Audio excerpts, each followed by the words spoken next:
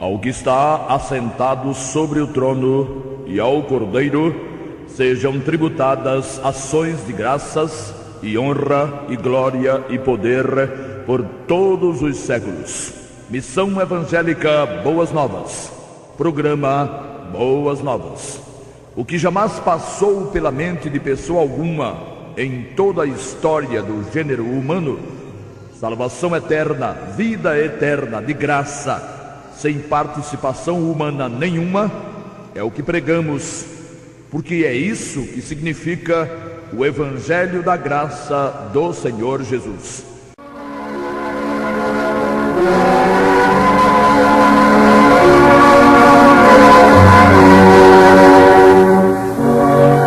Durante as revelações que comporiam o Apocalipse, o apóstolo João viveu momentos de êxtase, de pasmo, de assombro. Em um desses momentos, o apóstolo prostrou-se diante do anjo que lhe falava e ouviu dele o seguinte: não faças tal, sou servo contigo e com teus irmãos que guardam o testemunho de Jesus. Adora a Deus, pois o testemunho de Jesus é o espírito de profecia. Apocalipse 19:10. O testemunho de Jesus é o espírito de profecia. Qual o real significado dessa expressão saída da boca do anjo do Senhor? Seu testemunho foi o de que fazia coro, comungava, estava do mesmo lado dos que tinham e mantinham o testemunho do Senhor Jesus.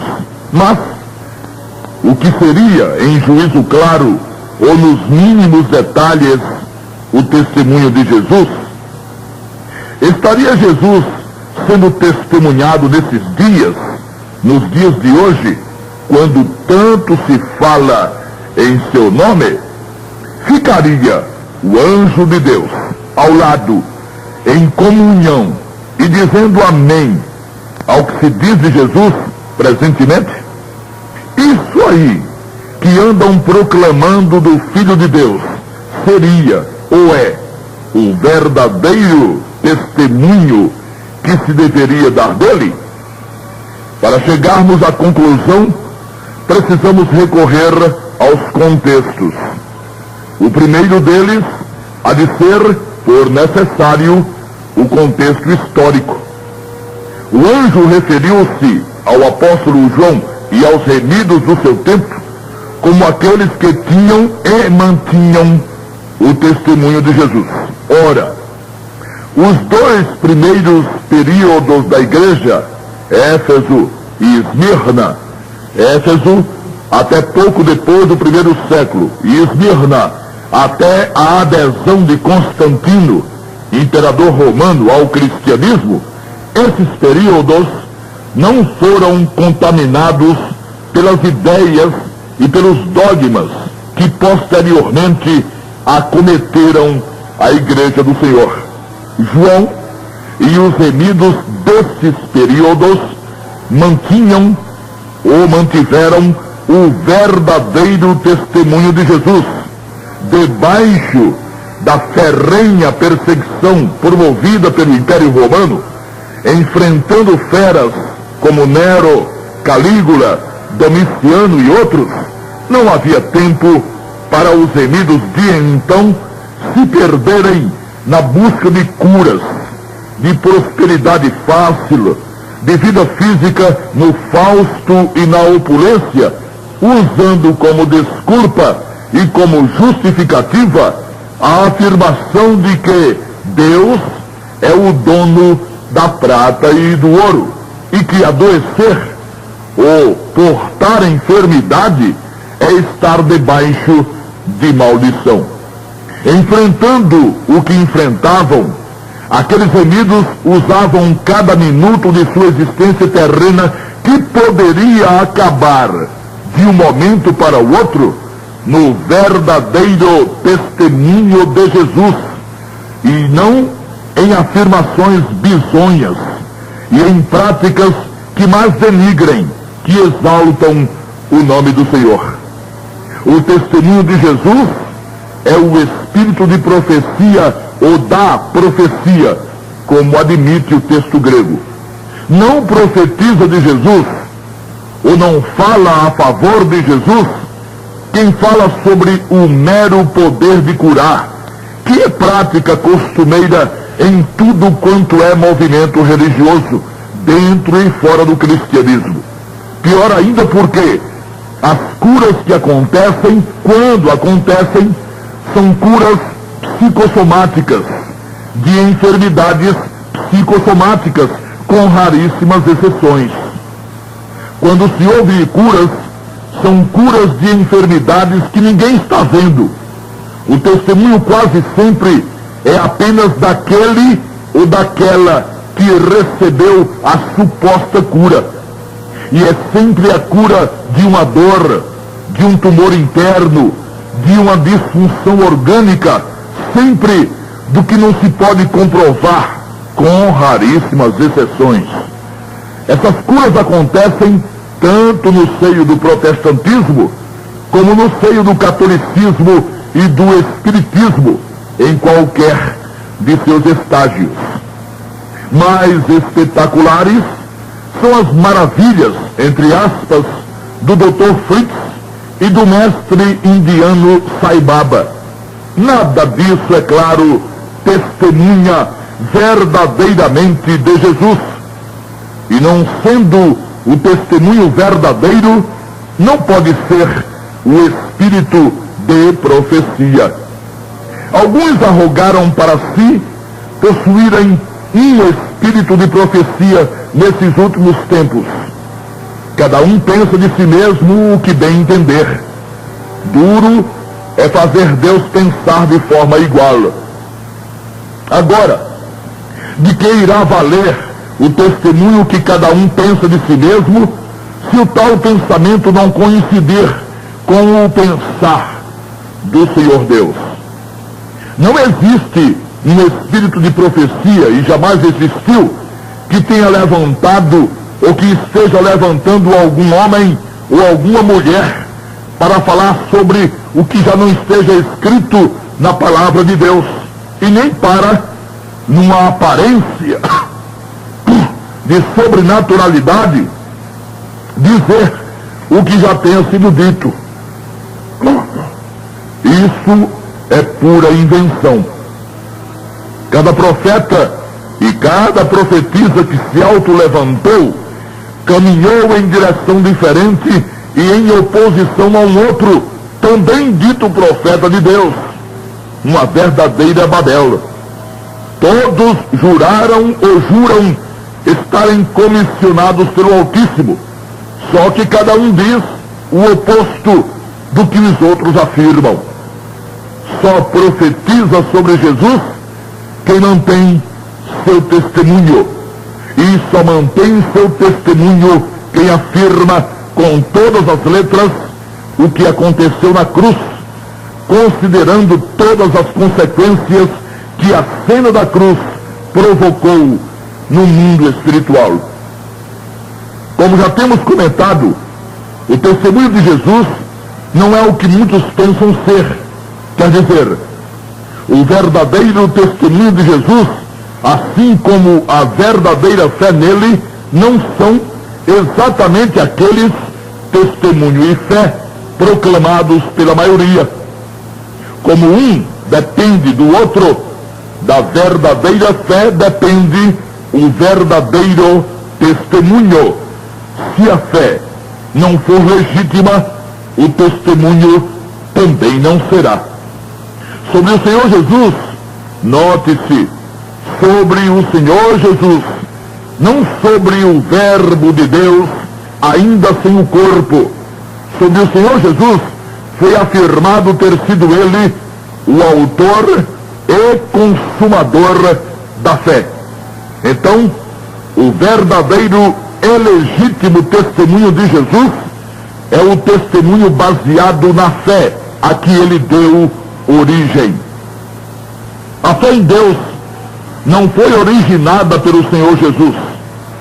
4.000 anos antes que o Verbo se fizesse carne e fosse à cruz, desde Adão, portanto, e a partir do próprio Adão, homens e mulheres creram em Deus e o serviram, ou seja, já existia manifestações de fé, mas de fé em Deus, fé originada nas revelações do próprio Criador ou na grandiosidade das coisas criadas.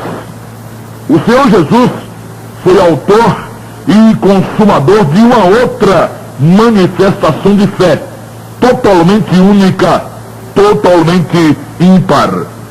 A fé em Deus jamais teve Deus como consumador.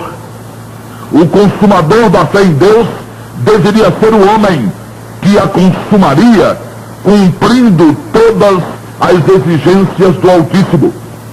Um homem só consumou a fé em Deus, Jesus Cristo. Não se achou nele nenhuma culpa, nada que desabonasse sua vida santa, justa e reta no cumprimento da lei. Todos os demais homens que creram em Deus, creram, mas não consumaram sua fé por não se manterem debaixo da retidão e da justiça sem jamais falhar. Não serve de muita coisa a declaração de uma fé inabalável em Deus sem que quem a tenha, justiça e retidão. Por isso mesmo, contudo seja Deus bom e misericordioso, não existiu graça, a graça salvadora, em toda a extensão do período anterior à cruz do Calvário, onde já havia a fé em Deus. O Senhor Jesus não só deu origem com seu sangue à fé salvadora, como a consumou. Isso é da maior importância, melhor diremos, a compreensão disso é da maior importância para que haja o verdadeiro testemunho de Jesus. Testemunhar de Jesus como um excelente curador de enfermidades, muitos testemunham. Testemunhar de Jesus como um exemplo a ser seguido, um padrão de moral, milhões testemunham. Testemunhar de Jesus até como o próprio Deus, Criador e Pai, há quem testemunhe. Observe-se, entretanto, que curar enfermidades, ser um padrão como homem e como mestre, e ser o Filho de Deus, já eram características de Jesus antes da cruz. Jesus poderia ter continuado para sempre curando enfermidades, e ele curou, e operando maravilhas, e ele operou. Poderia igualmente viver ad infinitum, para sempre, de forma perfeita, como homem e mestre. Ou continuar sendo o Verbo eterno na glória do Pai. Só tem uma coisa: ele não teria sido o autor e o consumador da fé salvadora, e estariam todos, sem uma única exceção, perdidos para sempre, pois a fé em Deus, a vontade de cumprir seus mandamentos, a aquisição de conhecimentos sobre a divindade e tudo mais que conseguisse inventar a mente humana, não satisfaria a justiça divina. Na lei, era e é cada um por si, e Deus por ninguém. E não apenas na lei dos 10 mandamentos, mas muito antes dela. Quando Adão perdeu a comunhão com o Senhor e morreu espiritualmente, não havia ainda a lei, como foi dada cerca de 2.500 anos depois, através de Moisés. Mas Adão morreu. E antes de morrer fisicamente, morreu espiritualmente, perdeu a comunhão e a intimidade com o Senhor. E a miséria de Adão passou a estar com todos os homens, com todos os seres humanos, ao atingirem esses a idade da razão, a idade da responsabilidade, nunca, jamais antes dela. Atingimos, todos nós, seres humanos, com o nosso primeiro pecado, o maravilhoso status de perdidos, afastados da glória de Deus. E assim continuaria sendo, não tivesse entrado em cena Jesus, o autor e consumador da fé que salva. Veja-se então que não testemunha legitimamente de Jesus quem não testemunha dos efeitos da sua cruz, quem não grita aos quatro cantos do universo ser um remido, perfeitamente remido pela eficácia do sangue do Cordeiro Eterno. Era a esse testemunho que o anjo fazia e fez referência, mas é exatamente esse testemunho que anda faltando em muitos que dizem testemunhar de Jesus e de estarem cheios do Espírito Santo. O que se ouve, e ouve-se muito bem, porque quem o diz, dilo aos berros, é que a fé em Jesus, a fé confiança no poder e na eficácia do seu sangue, não seria suficiente de forma alguma para a salvação de ninguém. Pregam por aí, haja bema, o trono branco, que, abre aspas, o difícil na vida cristã é permanecer cristão, e que todos poderão ser salvos se forem obedientes, ou ainda, ser salvo é dom de Deus. O mais difícil é manter a salvação, e muitos que hoje são salvos terão seus nomes apagados do livro da vida, e outras tantas barbaridades que são proferidas por aí afora. Quem projeta afirmações desse naipe está tendo o testemunho de que falou o anjo, ou a que se referiu o anjo em Apocalipse 19:10? Esses são, na verdade, falsos testemunhos de Jesus, ou que dão de Jesus. Se essas figuras forem remidas, terão muito o que explicar. Quem quer que use a Bíblia Sagrada, se tiver juízo, manifestará temor e reverência ao que nela está escrito como teopneustos, como revelação ou inspiração do Senhor Deus. E não dirá nada além, e nem a quem, daquilo ali exarado é a palavra de Deus. A ninguém é dado, sob a alegação de estar cheio de poder, o direito de manobrar, o direito de alterar, o direito de mercadejar com afirmações vindas do Espírito Santo do Senhor. Sendo o autor e o consumador da fé, Jesus, o Filho de Deus, o Cordeiro Eterno, conquistou para nós, remidos, não uma nova possibilidade de alcançar o favor do Todo-Poderoso através de uma vida ajustada e no cumprimento de sua santa, justa, perfeita e eterna lei. Isso seria debalde. É só olhar. Os que vivem tentando, continuam vivendo na berlinda, na corda bamba. Nenhum deles tem certeza de salvação. Aliás, até proibido é ter tal certeza. Ninguém chegou ao fim ainda. E o que testemunham de Jesus, tais criaturas? Também o Salvador nunca andou precisando da ajuda da mãe de ninguém, nem mesmo da sua, para efetuar a obra de redenção em quem o invocasse ou invocou. A fé salvadora prescinde, abre mão da intermediação de velas, de rezas e de purgatório, pois só é fé salvadora por ligar o pecador perdido ao Salvador de forma definitiva. Mas os que vivem atrás dessas ajudas mantêm o testemunho de Jesus, mesmo que dele falem. E que dizer dos que afirmam que Jesus até poderia salvar alguém, mas que tal pessoa teria que viver dali para frente pisando em ovos, vivendo de sobressaltos e em sobressaltos, tendo medo de tudo e de todos, pois a droguinha da salvação poderia ir para o espaço a qualquer momento. Isso é realmente, ou seria realmente, testemunhar de Jesus? Testemunhar a ponto de receber os aplausos, a aprovação do anjo do Senhor? Claro que não. Jesus não conquistou para nós, remidos, qualquer possibilidade de, fazendo ou deixando de fazer, termos a aprovação do Senhor Deus.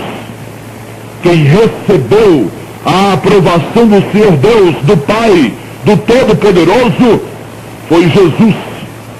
Nós continuaríamos a milhões de quilômetros de distância de sua perfeita santidade, aquém, muito aquém, de seu padrão justo e perfeito de justiça. Essa turma não sabe onde pisa mesmo. Você tem testemunhado de Jesus, nobre ouvinte, mas testemunhado de forma legítima, da única forma aprovada por Deus? Ou tem ficado só naquele glória a Jesus, e Jesus é bom, e Jesus salva, ou então naquela outra, Jesus, Maria e José, ou ao invés de Jesus, Jeová? Muitos testemunhos de Jesus, ou sobre Jesus, têm sido proclamados, muitos testemunhos. A questão é convencer a Deus da validade de tais testemunhos, pois o único testemunho que ele leva a sério, ele mesmo diz em sua palavra, é o testemunho de Jesus crucificado.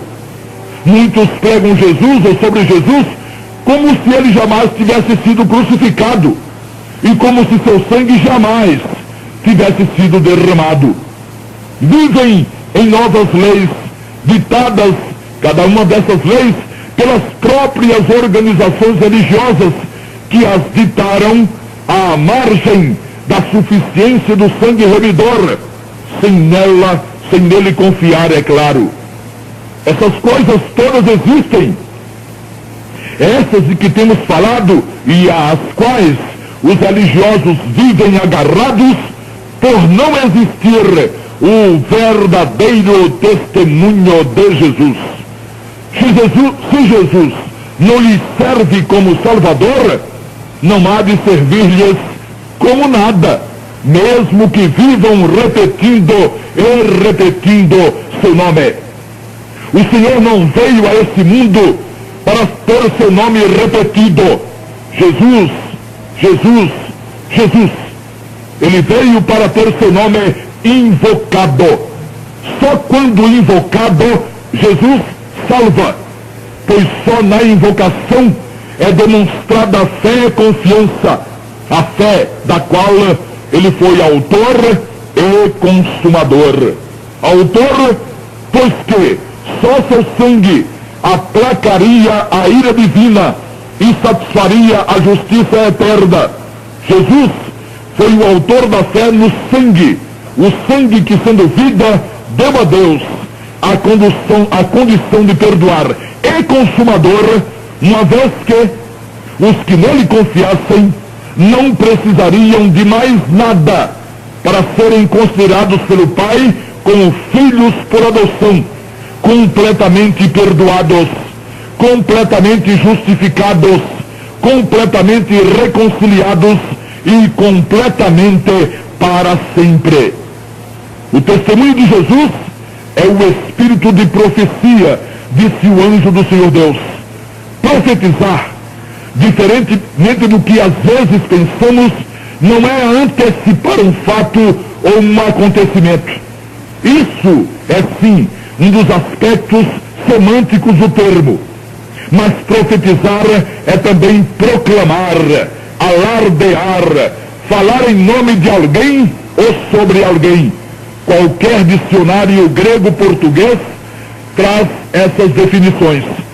O espírito de profecia em relação a Jesus só é e apenas é o verdadeiro testemunho que se dá sobre sua obra perfeita como salvador de pecadores miseráveis e nojentos.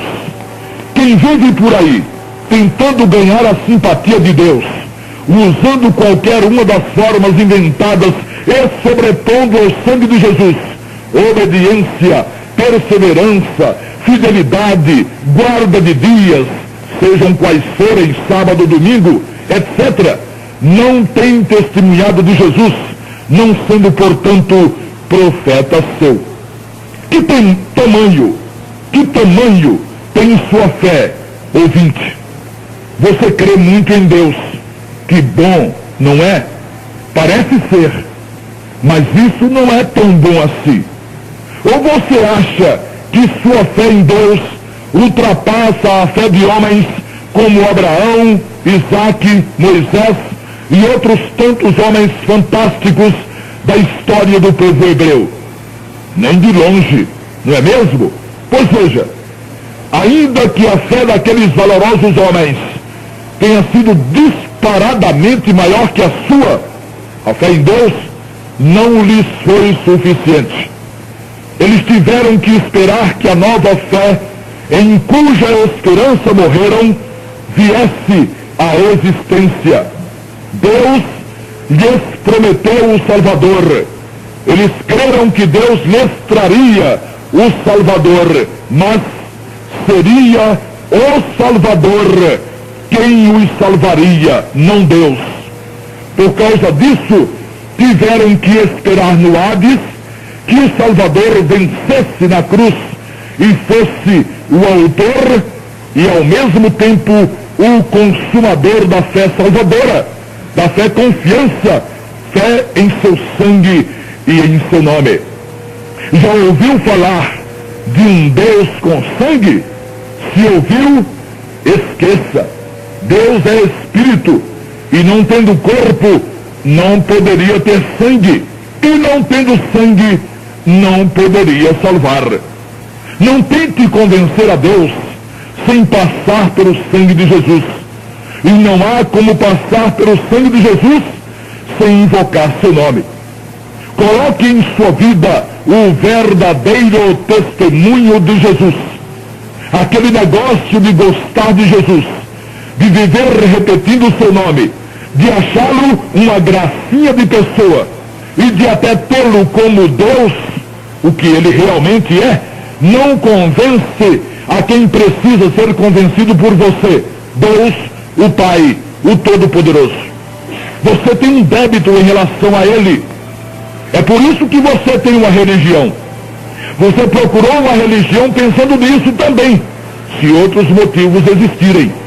E sabe quando você irá conseguir liquidar seu débito? Nunca.